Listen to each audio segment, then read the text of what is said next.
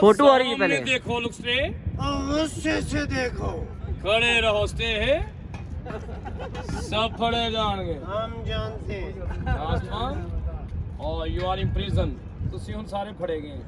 Action. सामने देखो, बताओ ये यहाँ किस मकसद के लिए आए हैं और इनके साथ क्या सलूक किया जाए? छोड़ दिया जाए, इनको क्या कर लिया जाए? ये महाराज के शाही मेहमान है, इन्हें बाइज्जत छोड़ दिया जाए। बाद मुलाजा होशियार शाही मेहमान, रानियां महारानियां यूएसए से तशरीफ ला रही हैं। खुश आमदीद महारानियों, आदाब ज़हे नसीब, वेलकम वेलकम, खुश आमदीद, आदाब आदाब। वेलकम महारानिया जी।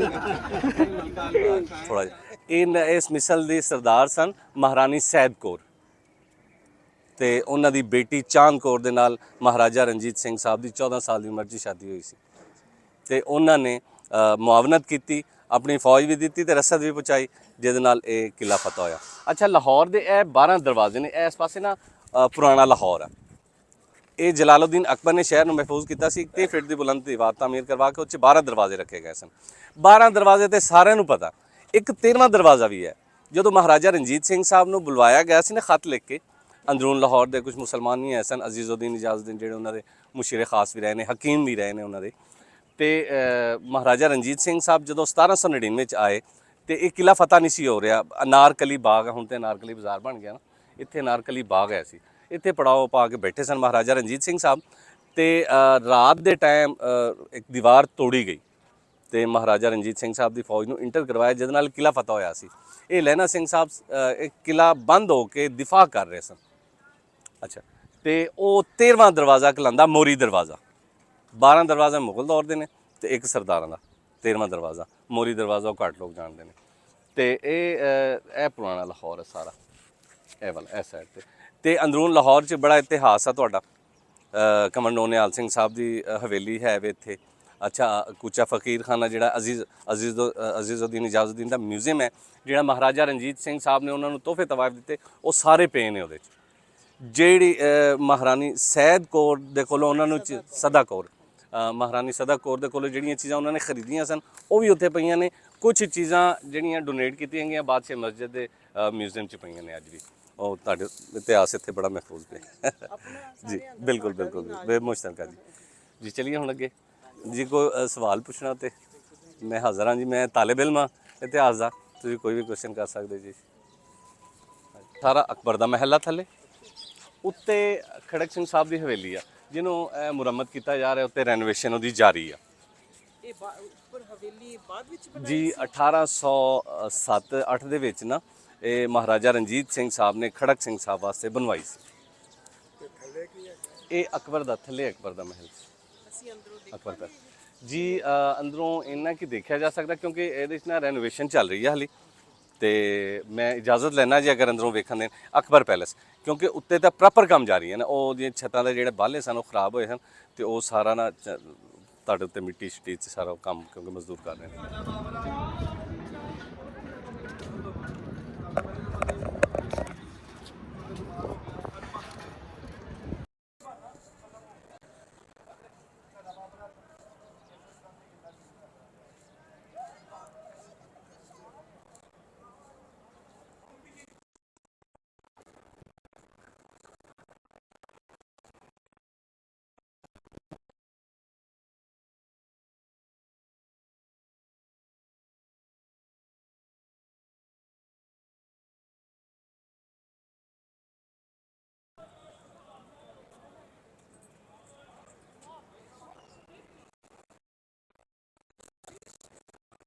ਜੀ ਇਹ ਕਿਲਾ ਕਿਹਾ ਜਾਂਦਾ 107 ਸਾਲ 'ਚ ਬਣਿਆ ਸੀ ਮੁਖਤਲਿਫ ਅਦਵਾਰ ਦੇ ਵਿੱਚ। ਇਹ ਅਕਬਰ ਦੀ ਸਾਰੀ ਤਾਮੀਰਾਤ ਨੇ ਥੱਲੇ।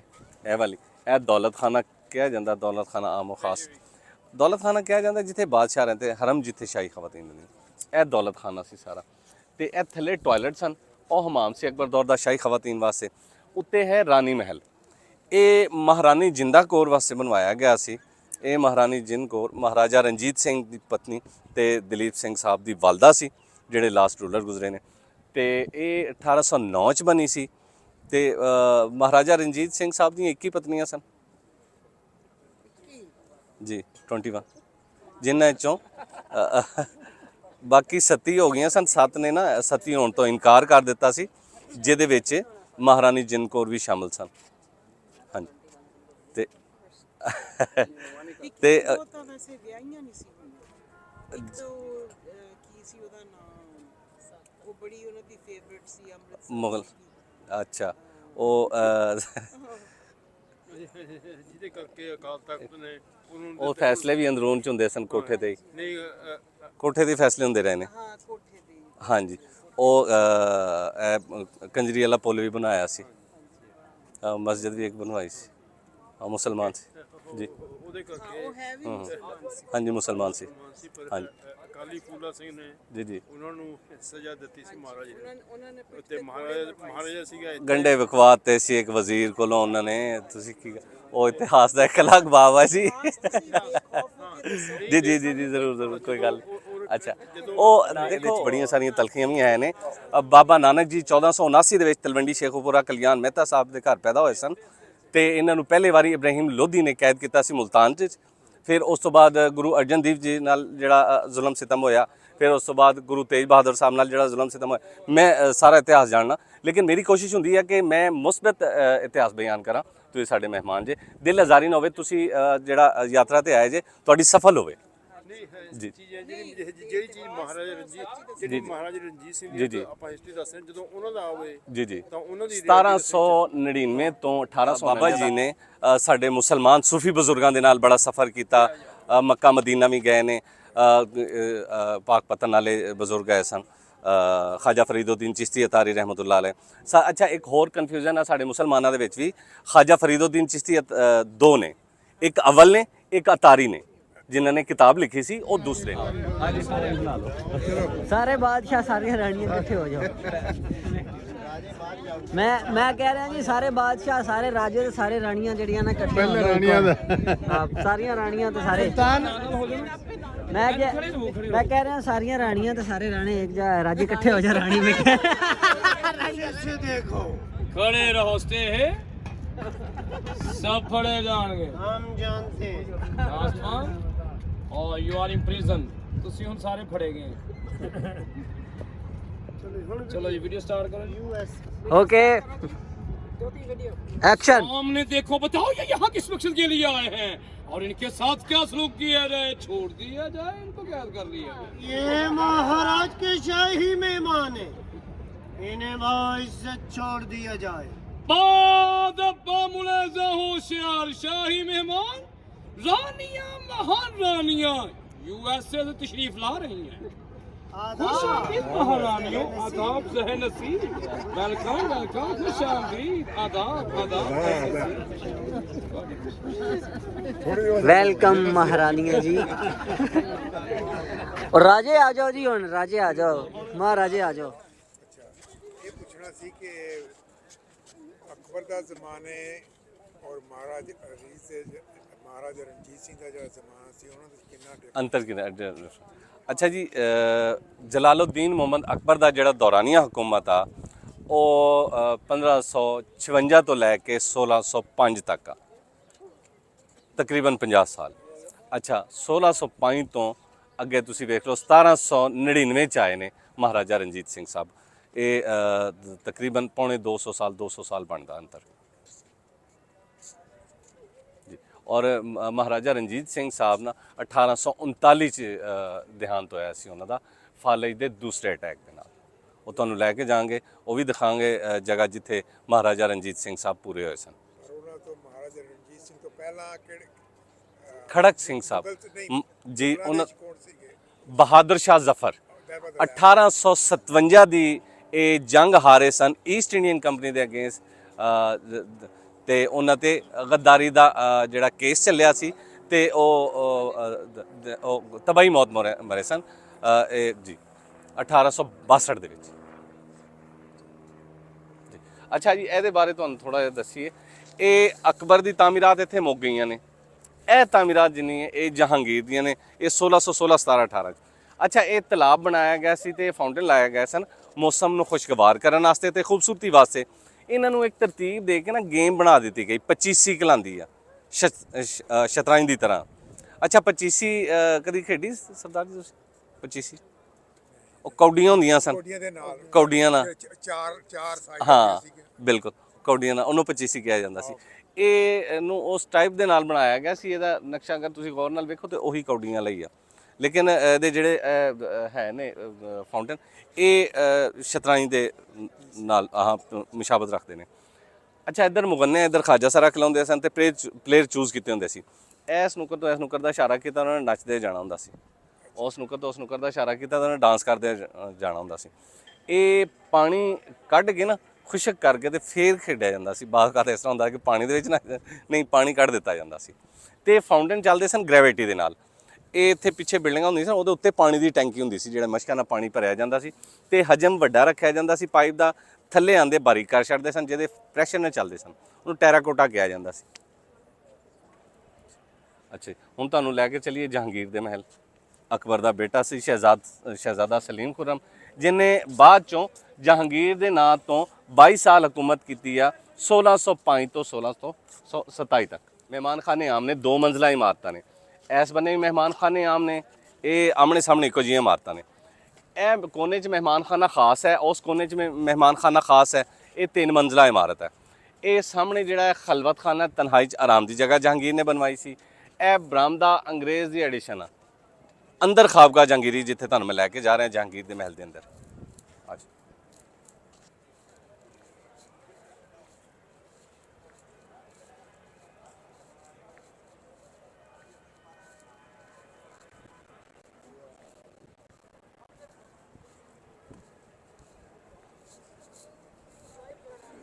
ਅੱਛਾ ਜੀ, ਜੀ ਇਹ ਜਿਹੜੇ ਬਹਾਦਰ ਸ਼ਾਹ ਜ਼ਫਰ ਦਾ ਗਵਰਨਰ ਸੀ ਨਾ, ਕਮਜ਼ੋਰ ਸੀ ਤਾਂ ਨੱਸ ਗਿਆ।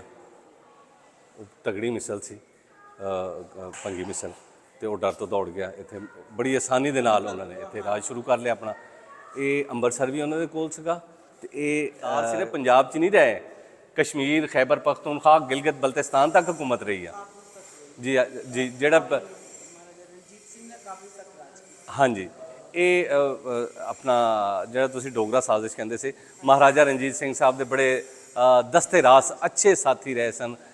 ਗੁਲਾਬ ਸਿੰਘ ਡੋਗਰਾ ਸਾਹਿਬ, ਧਿਆਨ ਸਿੰਘ ਡੋਗਰਾ ਸਾਹਿਬ ਤੇ ਜਿਹੜਾ ਕਮਲ ਨੋ ਨਿਹਾਲ ਸਿੰਘ ਸਾਹਿਬ, ਉਹਨਾਂ ਦੇ ਅਗੇਂਸਟ ਹੋ ਗਏ ਤੇ ਜ਼ਾਹਰ ਗੱਲ ਆ ਫਿਰ ਦੁਸ਼ਮਣੀ ਬਣ ਗਈ।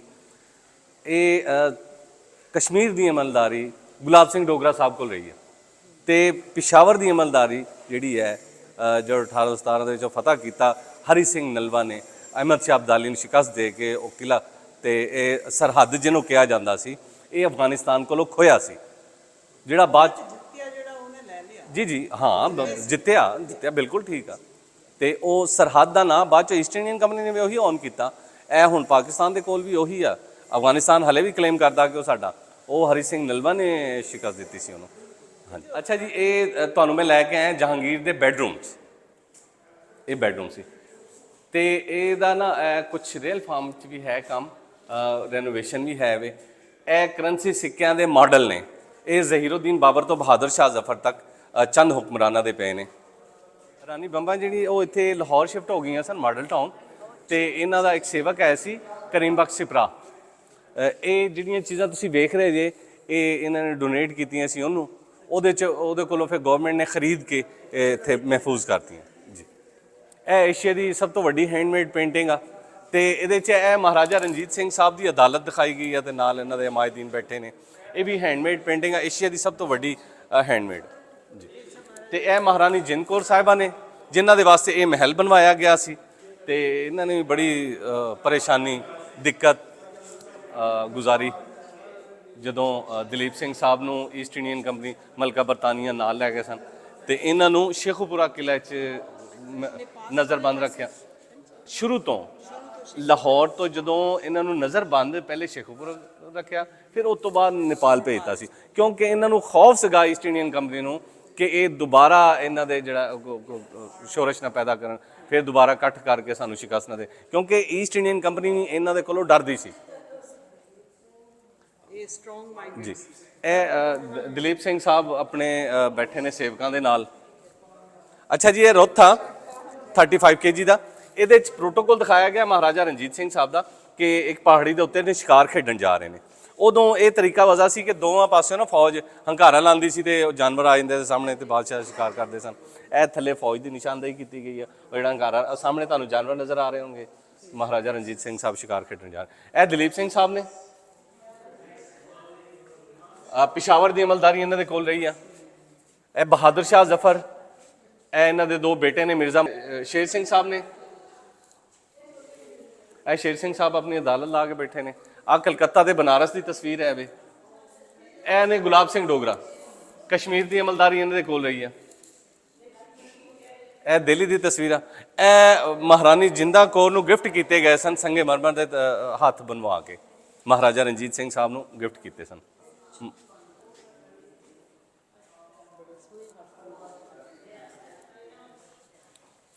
ਇਹ ਦਲੀਪ ਸਿੰਘ ਸਾਹਿਬ ਦੀ ਤਸਵੀਰ।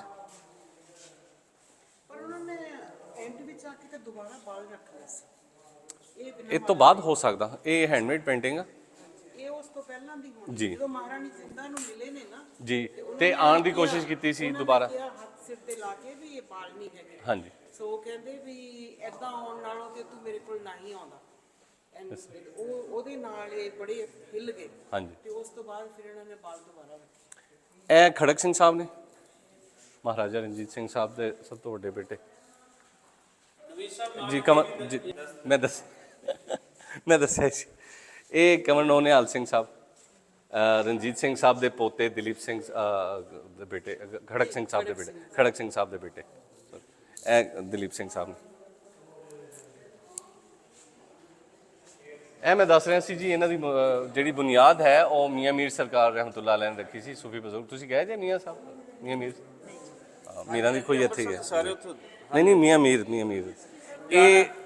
ਇਹਦੀ ਬੁਨਿਆਦ ਜਿਹੜੀ ਆ ਉਹ ਗੁਰੂ ਅਰਜਨ ਦੇਵ ਜੀ ਨੇ ਬੁਲਵਾ ਕੇ ਤੇ ਮੀਆਂ ਮੀਰ ਸਰਕਾਰ ਰਹਿਮਤੁल्लाह ਅਲੈਹ ਦੇ ਹੱਥੋਂ ਰਖਵਾਈ ਸੀ। ਸਿਪਰਾ ਸੈਕਟਰੀ ਸਾਹਿਬ ਜੀ ਪ੍ਰਿੰਸੈਸ ਬੰਬਾ ਦੇ, ਕਰੀਮ ਬਖਸ਼ ਸਿਪਰਾ ਦੇ ਜਿਹੜੇ ਪ੍ਰਿੰਸੈਸ ਬੰਬਾ ਨੇ ਸਾਰਾ ਕੁਝ ਛੱਡਿਆ ਸੀ। ਉਹਨਾਂ ਦੀ ਵਸੀਅਤ ਦੇ ਅਕਾਰਡਿੰਗ ਉਹਨਾਂ ਦੇ ਕੋਲ ਆ ਗਿਆ। ਪ੍ਰਿੰਸੈਸ ਬੰਬਾ ਨੇ ਸਾਰੀ ਸਾਂਭ ਸੰਭਾਲ ਕੀਤੀ ਹੋਈ ਸੀ ਲਾਹੌਰ ਦਰਬਾਰ ਤੋਂ ਰਿਲੇਟਡ। ਔਰ ਫਿਰ ਕਰੀਮ ਬਖਸ਼ ਸਿਪਰਾ ਨੇ ਪਾਕਿਸਤਾਨੀ ਸਰਕਾਰ ਨੂੰ 1960 ਦੇ ਵਿੱਚ ਇਹ ਸਾਰੀਆਂ ਪੇਂਟਿੰਗਸ ਸੇਲ ਕਰਤੀਆਂ ਸੀ 65 ਪਾਉਂਡ ਦੀਆਂ। ਸੋ ਇਹਦੇ ਵਾਸਤੇ ਸੈਲਿਊਟ ਹੈ ਉਸ ਸ਼ਹਿਜ਼ਾਦੀ ਨੂੰ ਜਿਹਨੇ ਲਾਹੌਰ ਦੇ ਇਸ਼ਕ ਦੇ ਵਿੱਚ, ਪੰਜਾਬੀ ਰਾਜ ਦੇ ਇਸ਼ਕ ਦੇ ਵਿੱਚ ਇਹ ਸਾਰਾ ਕੁਝ ਸੰਭਾਲਿਆ। ਜਦੋਂ ਇੰਡੀਆ ਔਰ ਪਾਕਿਸਤਾਨ ਬਣ ਜਾਂਦੇ ਨੇ ਉਸ ਵੇਲੇ ਉਹਨਾਂ ਨੂੰ ਦਿੱਲੀ ਸਰਕਾਰ ਤੋਂ ਬਹੁਤ ਵੱਡੀਆਂ ਆਫਰਸ ਸਨ ਕਿ ਤੁਸੀਂ ਇੱਥੇ ਆਓ, ਅਸੀਂ ਤੁਹਾਨੂੰ ਸਰਕਾਰੀ ਪ੍ਰੋਟੋਕੋਲ ਦੇ ਨਾਲ ਇੱਥੇ ਰਿਹਾਇਸ਼ ਦਿੰਦੇ ਹਾਂ ਔਰ ਹਮੇਸ਼ਾ ਪੂਰੀ ਲਾਈਫ ਤੁਹਾਡਾ ਸਰਕਾਰੀ ਪ੍ਰੋਟੋਕੋਲ ਦੇ ਵਿੱਚ ਰਹੋ ਸੀ। ਲੇਕਿਨ ਪ੍ਰਿੰਸੈਸ ਬੰਬਾ ਨੇ ਉਸ ਨੂੰ ਇਨਕਾਰ ਕੀਤਾ।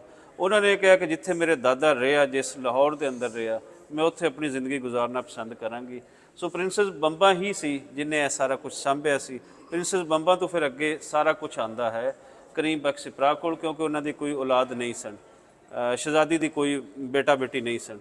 ਸੋ ਉਹਨਾਂ ਦੀ ਵਸੀਅਤ ਦੇ ਅਕਾਰਡਿੰਗਲੀ ਸਾਰਾ ਕੁਝ ਉਹਨਾਂ ਦੇ ਸੈਕਟਰੀ ਕਰੀਮ ਬਖਸ਼ ਸਿਪਰਾ ਕੋਲ ਗਿਆ ਤੇ ਉੱਥੋਂ ਉਹਨਾਂ ਨੇ ਸੇਲ ਕੀਤਾ ਤੇ ਇਹ ਸਾਰਾ ਕੁਝ ਤੁਸੀਂ ਦੇਖ ਰਹੇ ਹੋ। ਸੋ ਪ੍ਰਿੰਸੈਸ ਬੰਬਾ ਦੀ ਦੇਣ ਹਮੇਸ਼ਾ ਤੁਹਾਨੂੰ ਨਜ਼ਰ ਆਉਂਦੀ ਰਹੇਗੀ। ਇਹ ਸਭ ਇਹ ਜਿੱਥੇ ਅਸੀਂ ਖਲੋਤੇ ਹਾਂ ਜੀ, ਇਹ ਮਹਾਰਾਜਾ ਰਣਜੀਤ ਸਿੰਘ ਸਾਹਿਬ ਦੀ ਅਦਾਲਤ ਹੈ। ਅਸੀਂ ਇਹ ਥੱਲੇ ਜਿਹੜਾ ਪਲੇਸ ਹੈ ਨਾ, ਇਹ ਮੁਗਲਾਂ ਦਾ ਬਣਿਆ। ਹਾਥੀਆਂ ਦੇ ਮੁਗਲ ਆਉਂਦੇ ਸਨ ਇੱਥੇ ਉਤਰ ਕੇ ਸ਼ੀਸ਼ ਮਹਿਲ 'ਚ ਦਾਖਲ ਹੁੰਦੇ ਸੀ। ਅਸਲ ਦਰਵਾਜ਼ਾ ਇੱਥੇ ਸੀ। ਇੱਥੋਂ ਮਹਾਰਾਜਾ ਰਣਜੀਤ ਸਿੰਘ ਸਾਹਿਬ ਨੇ ਇੱਧਰ ਸ਼ਿਫਟ ਕਰਕੇ ਆਪਣੀ ਅਦਾਲਤ ਕਾਇਮ ਕੀਤੀ ਤੇ ਇਹ ਉੱਤੇ ਵਾਲੀ ਇਮਾਰਤ ਜਿਹੜੀ ਹੈ ਇਹ ਮਹਾਰਾਜਾ ਰਣਜੀਤ ਸਿੰਘ ਸਾਹਿਬ ਦੀ ਬਣਾਈ। ਤੇ ਇਹ ਉੱਤੇ ਇੱਕ ਟੋਮ ਤੁਹਾਨੂੰ ਨਜ਼ਰ ਆ ਰਿਹਾ ਹੋਏਗਾ, ਇਹ ਮਹਾਰਾਜਾ ਰਣਜੀਤ ਸਿੰਘ ਸਾਹਿਬ ਇੱਥੇ ਪੂਰੇ ਹੋਏ ਸਨ।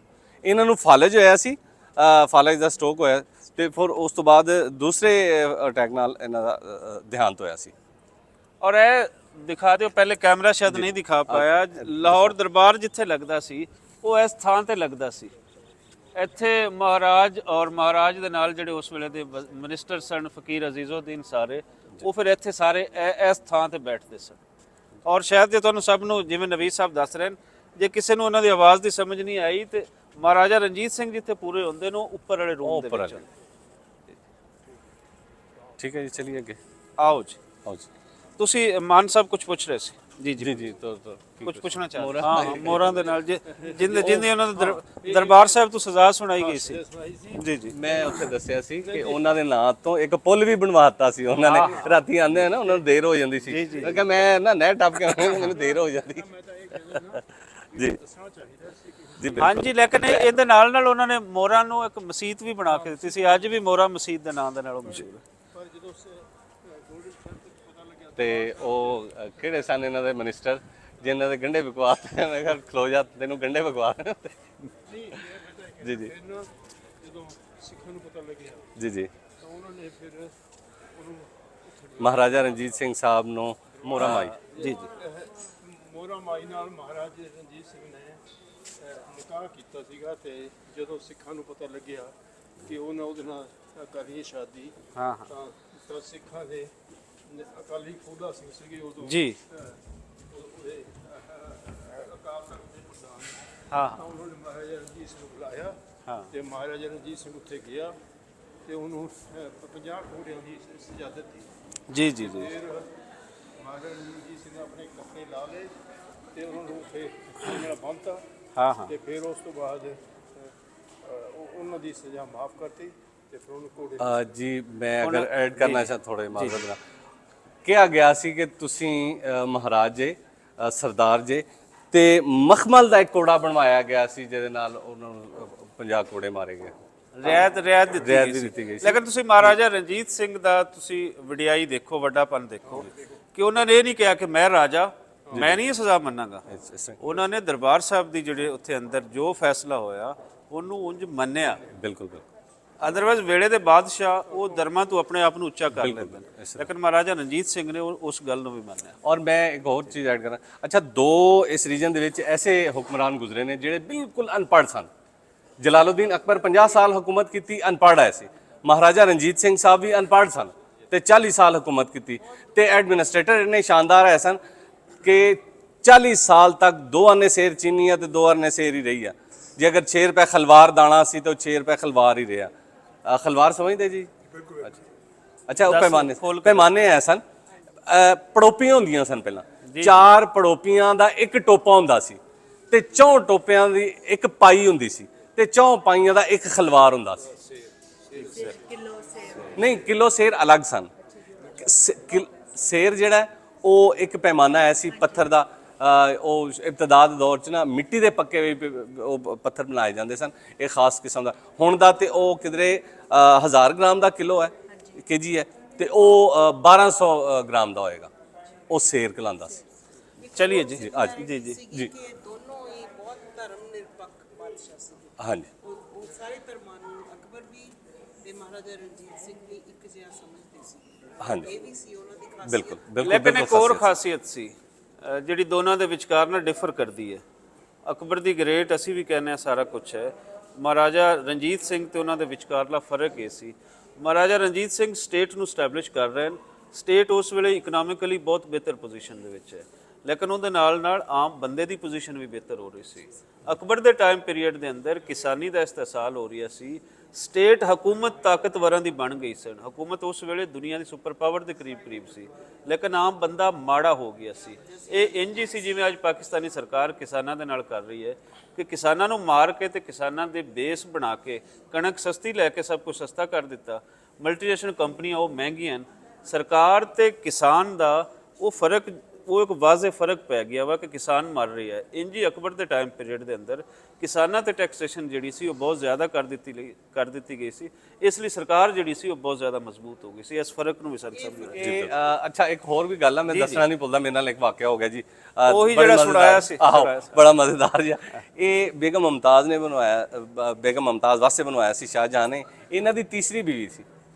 ਅਸਲ ਨਾਂ ਸੀ ਅਰਜੁਮਨ ਬਾਨੋ ਈਰਾਨੀ ਖਤੂਨ ਸੀ। ਇਹਨਾਂ ਦੇ ਮਰਨ ਤੋਂ ਬਾਅਦ ਫੌਰਨ ਸ਼ਾਦੀ ਵੀ ਕਰ ਲਈ ਸੀ ਤੇ 13 ਬੀਵੀਆਂ ਸਨ ਸ਼ਾਹਜਹਾਂ ਦੀਆਂ। ਇਹ ਉਹ ਕੋਈ ਫਰਮਾਇਸ਼, ਵੈਸੇ ਕਹਾਣੀਆਂ ਤਾਰੀਖ ਇਤਿਹਾਸ ਦਾ ਕੋਈ ਲੈਣਾ ਦੇਣਾ ਨਹੀਂ ਕਿ ਉਹ ਬੇਗਮ ਮੁਮਤਾਜ਼ ਨੇ ਕੋਈ ਫਰਮਾਇਸ਼ ਕੀਤੀ ਸੀ ਅਸਮਾਨੋਂ ਚੰਨ ਸਿਤਾਰੇ ਤੋੜ ਲਿਆ। ਵੈਸੇ ਇਹਦਾ ਤਾਰੀਖ ਨਾਲ ਕੋਈ ਲੈਣਾ ਦੇਣਾ ਨਹੀਂ, ਐਜ਼ ਏ ਐਂਟਰਟੇਨਮੈਂਟ। ਤੇ ਉਸ ਟਾਈਮ ਦਾ ਇਹ ਜਦੀਦ ਕੰਮ ਹੈ, ਮਰਕਰੀ ਦਾ ਕੰਮ ਕਹਿਲਾਉਂਦਾ, ਆਇਨਾਕਾਰੀ ਦਾ। ਤੇ ਸੀਰੀਆ ਤੋਂ ਉਦੋਂ ਇਹ ਸ਼ੀਸ਼ਾ ਮੰਗਵਾਇਆ ਜਾਂਦਾ ਸੀ। ਤੇ ਇੱਕ ਅੰਦਰੂਨ ਲਾਹੌਰ ਵੀ ਹਵੇਲੀਆਂ ਨੇ ਜਿਹਦੇ 'ਚ ਆਇਨਾਕਾਰੀ ਦਾ ਕੰਮ। ਇੱਕ ਚਨਿਓੜ ਦੇ ਵਿੱਚ ਆ ਹਵੇਲੀ, ਉਹਦੇ 'ਚ ਵੀ ਉਹਨਾਂ ਦੀਆਂ ਬੇਗਮਾਂ ਨੇ ਤੇ ਨਹੀਂ ਕਿ ਅਸਮਾਨੋਂ ਚੰਨ ਸਿਤਾਰੇ ਇੱਕ ਕਹਾਣੀ ਹੈ। ਤੇ ਇਹ ਮੈਂ ਇਸ ਤਰ੍ਹਾਂ ਵਿਜ਼ਿਟ ਕਰਾ ਰਿਹਾ ਸੀ ਤੇ ਮੈਂ ਦੱਸਿਆ ਬੇਗਮ ਮੁਮਤਾਜ਼ ਵਾਸਤੇ ਸ਼ਾਹਜਹਾਂ ਨੇ ਬਣਵਾਇਆ, ਉਹ 9 ਲੱਖਾਂ ਬਣਵਾਤਾ, ਉਹ ਬਿਊਟੀ ਪਾਰਲਰ। ਤੋਂ ਮੀਆਂ ਬੀਵੀ ਦੀ ਲੜਾਈ ਹੋ ਗਈ। ਉਹ ਤੂੰ ਚੁੱਪ ਕਰਦਾ ਕਿ ਨਹੀਂ, ਸਾਡੀ ਲੜਾਈ ਕਰਾ ਕੇ ਹਟੇਗਾ। ਮੈਨੂੰ ਸਮਝ ਆ, ਮੈਂ ਕਿਹਾ ਜੀ 2 ਮਿੰਟ ਦਿਓ ਮੈਨੂੰ ਐਕਸਪਲੇਨ ਕਰਨ ਦੇ, ਤੁਹਾਨੂੰ ਦੱਸਦਾ। ਉਹ ਮੈਂ ਦੱਸਿਆ ਭਾਈ ਸਾਹਿਬ ਨੂੰ ਕਿ ਇਹ ਨਾ ਤੀਸਰੀ ਬੀਵੀ ਸੀ ਤੇ ਨਾ ਪਹਿਲੀ ਸੀ ਨਾ ਆਖਰੀ ਸੀ। ਉਹ ਭਾਈ ਸਾਹਿਬ ਖੁਸ਼ ਹੋਏ, ਕਹਿੰਦੇ ਹਾਂ ਵੀ ਭਲੀਏ ਤੈਨੂੰ ਸ਼ੀਸ਼ ਮਹਿਲ ਬਣਵਾ ਦਾਂ, ਮੈਂ 2 ਵਿਆਹ ਹੋਰ ਕਰਨੇ। ਤੀਜੇ ਹੋਣਾ ਪੈਣੇ। ਸ਼ਾਹਜਹਾਂ ਨੂੰ ਪਸੰਦ ਨਹੀਂ ਆਇਆ। ਫਿਰ ਉਸ ਤੋਂ ਬਾਅਦ ਚੂਨਾ ਕਲੀ ਦੇ ਉੱਤੇ ਇਹ ਕੰਮ ਕੀਤਾ ਗਿਆ ਆਇਨਾਕਾਰੀ ਦਾ। ਇਹ 19 ਮੁਗਲ ਬਾਦਸ਼ਾਹਾਂ ਦੇ ਵਿੱਚੋਂ ਨਾ ਇਹ ਸ਼ਾਹਜਹਾਂ ਆਪ ਇੰਜੀਨੀਅਰ ਸੀ, ਇਹ ਤਾਮੀਰਾਤ ਦਾ ਬਾਦਸ਼ਾਹ ਕਹਿਲਾਂਦਾ। ਇਹਦੇ ਕੋਲ 37 ਇੰਜੀਨੀਅਰ ਦੀ ਟੀਮ ਸੀ ਜਿਹੜੀ ਪੂਰੀ ਦੁਨੀਆ ਤੋਂ ਇਹਨੇ ਇਕੱਠੇ ਕੀਤੇ ਸਨ ਕਾਬਲ, ਤੇ 1.5 ਲੱਖ ਮਿਸਤਰੀ ਮਜ਼ਦੂਰ ਹੈ ਸਨ। ਇਹ ਤਾਜ ਮਹਿਲ ਬਣਵਾਇਆ, ਲਾਹੌਰ ਦੇ ਬਹੁਤ ਸਾਰੀ ਤਾਮੀਰਾਤ, ਆਗਰਾ ਫੋਰਟ, ਤੇ ਇਸੇ ਬੇਸ ਤੇ ਇਹਦੇ ਬੇਟੇ ਔਰੰਗਜ਼ੇਬ ਆਲਮਗੀਰ ਨੇ ਇਹਨੂੰ ਨਜ਼ਰਬੰਦ ਕਰਤਾ ਸੀ ਆਗਰਾ ਫੋਰਟ।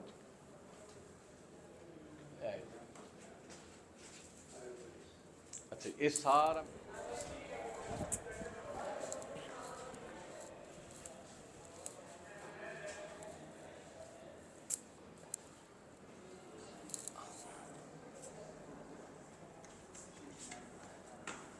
ਇਹ ਬਾਦਸ਼ਾਹ ਸਲਾਮਤ ਦਾ ਬੈਡਰੂਮ ਸੀ ਜੀ। ਜੀ ਉਧਰ ਵੀ ਨਹੀਂ ਹੈ ਸਾਰਾ ਕੁਝ, ਹਾਂ ਸੇਮ ਹੈ। ਕੋਈ ਗੱਲ नहीं जी जी ਤੇ ਛਾਤੇ ਖਲੋਤੇ ਆ। ਇੱਥੇ ਦਰਿਆ ਰਾਵੀ ਵਗਦਾ ਸੀ। ਜਦੋਂ ਔਰੰਗਜ਼ੇਬ ਆਲਮਗੀਰ ਆਇਆ 6ਵਾਂ ਮੁਗਲ ਬਾਦਸ਼ਾਹ, ਉਹਨੇ ਪਿੱਛੋਂ ਬੰਨ ਬਣਵਾ ਕੇ ਨਾ ਦਰਿਆ ਰਾਵੀ ਡਾਇਵਰਟ ਕਰਵਾਤਾ, 5-6 ਕਿਲੋਮੀਟਰ ਦੂਰ ਚਲਾ ਗਿਆ। ਇੱਧਰ ਹੋ ਗਈ ਸੀ ਖੁੱਲੀ ਜਗ੍ਹਾ, ਮੈਦਾਨ, ਹਮਲੇ ਦਾ ਖਤਰਾ ਸੀ। ਇਹ ਮਹਾਰਾਜ ਰਣਜੀਤ ਸਿੰਘ ਸਾਹਿਬ ਜਦੋਂ ਆਏ ਤੇ ਉਹਨਾਂ ਨੇ ਇਹ ਵਾਲਾ ਮੋਰਚਾ ਬਣਵਾਇਆ, ਤੇ ਇਹ ਵਾਲੀ ਬਾਹਰ ਵਾਲੀ ਦੀਵਾਰ ਮੋਸਟਲੀ ਬਾਹਰੋਂ ਆਂਦਾ ਲੱਗਦਾ ਕਿਲਾ ਇੱਥੇ ਸ਼ੁਰੂ ਹੋਇਆ। ਇਹ ਮਹਾਰਾਜਾ ਰਣਜੀਤ ਸਿੰਘ ਸਾਹਿਬ ਨੇ ਬਣਵਾਈ ਸੀ ਇਹ ਵਾਲੀ ਦੀਵਾਰ 1818 ਚ ਕਿਲੇ ਦੀ ਹਿਫਾਜ਼ਤ ਵਾਸਤੇ। ਦੇਖੋ ਇਹ ਬੜੀ ਮਜ਼ਬੂਤ ਦੀਵਾਰ ਹੈ।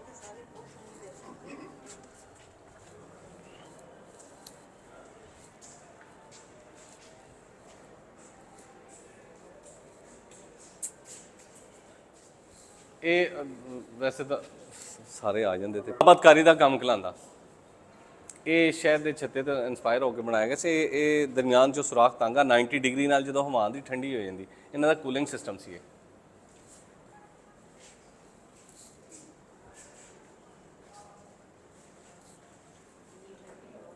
ਜੀ ਅੱਲਾ ਆਲਮ ਬੇਸਵਾਬ ਹੁਣ ਹੈ ਨਹੀਂ। ਉਦੋਂ 골ਡ ਵਾਟਰ ਦਾ ਕੰਮ ਕੀਤਾ ਗਿਆ ਸੀ ਪੂਰੇ ਮਹਿਲ 'ਚ, ਜਿਹੜਾ ਤੁਹਾਨੂੰ ਦੱਸਿਆ ਸ਼ਾਹਜਹਾਂ ਨੂੰ ਪਸੰਦ ਨਹੀਂ, ਫਿਰ ਉਹਨੂੰ ਆਇਨਾਕਾਰੀ ਦਾ ਕੰਮ ਕੀਤਾ ਗਿਆ ਸੀ। ਤੇ ਇਹ ਤੁਹਾਡੀ ਬੈਕ ਸਾਈਡ ਤੇ ਨਾ ਇਸ ਪਾਸੇ ਇਹ ਹੈ ਜੀ ਬਿਊਟੀ ਪਾਰਲਰ ਸਿੰਗਾਰ ਮਹਿਲ। ਹਾਂਜੀ ਇਹ ਜੀ ਬਿਊਟੀ ਪਾਰਲਰ।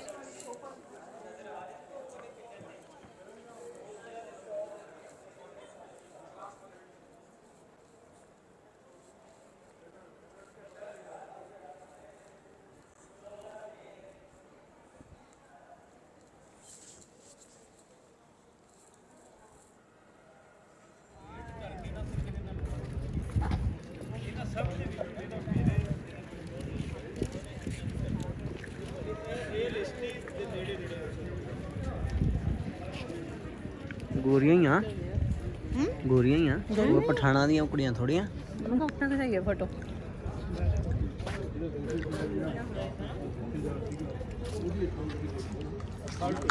वाह क्या बात है जी, फोटो अपने अपने वाह क्या बात है।